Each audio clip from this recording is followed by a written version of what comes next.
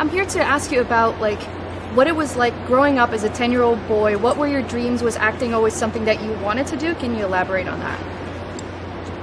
Yeah, I think I always, well, not necessarily always, but from quite a young age I knew I wanted to act. So I was probably around 12, 13 when I realised I could, properly go for it. From quite a creative family, so I think I was encouraged often to go for the thing that I enjoyed doing over the security aspect of that, job security. But I think that, yeah, I kind of always knew I wanted to do something creative. Acting was always a big passion of mine from a very young age. I think most actors will probably agree that as you kind of get older, you discover different things that you love about acting. I think it always starts off with just being able to entertain people or make your friends laugh, or quoting films, and then as you go on, you find more and more things that you love about it, and the kind of passion grows. What about you? Yeah, I think I've always been a massive fan of movies and actors, and there's so much of things that I've watched that I feel like when you're younger and you watch it, it kind of shapes you, I guess. So I did a little bit of it when I was younger. I think with this, when I heard about the project, it just sounded so exciting, and obviously the prospect of getting to work with Chris was incredibly exciting.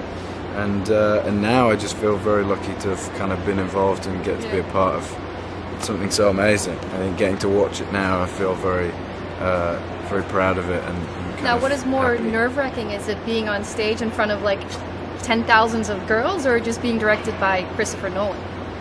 It's different, I know. I'd say, yeah, it's different. I'd say both are nerve-wracking and and not at the same time. It's so being a fan of Chris's movies and being on set with him, it's hard not to be in awe of him, just in the way that he works, and you feel lucky to kind of get to watch someone like that work, and someone who's so passionate about what they're doing. I feel like it's always a privilege to be around people like that. But yeah, I think Chris knows what he wants, and he's obviously such an amazing director. I think you definitely feel like you don't want to let him down. I think that is definitely a big part of kind of the nerves part of that. Now this is quite a difficult question. These soldiers, like, for them it's very easy to sacrifice their lives. They know exactly what they're doing. So what's like the one thing that you would sacrifice your life for? I know. Told you. I'm not sure it is necessarily easy for the soldiers to sacrifice their lives. I think particularly at the time that we're talking about, I think it was actually quite a hard thing for them to do, and I think it was often an unwitting thing for them to do. I don't think many people knew what they were letting themselves in for, didn't know they were sacrificing their lives maybe. There was a lot of positive press about joining up to the army. So yeah, I'm not sure it was necessarily an easy thing to do for them.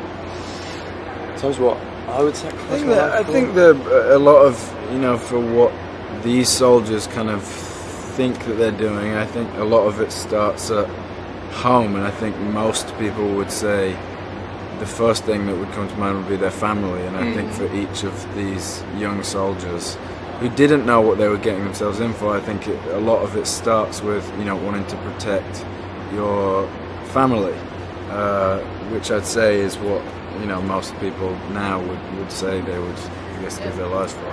You didn't answer my question. You guys are really good. I did. Yeah, I think love. No, I think that is the answer to the question. Yeah. I skipped around it. So you're about to become famous. This is your first big movie.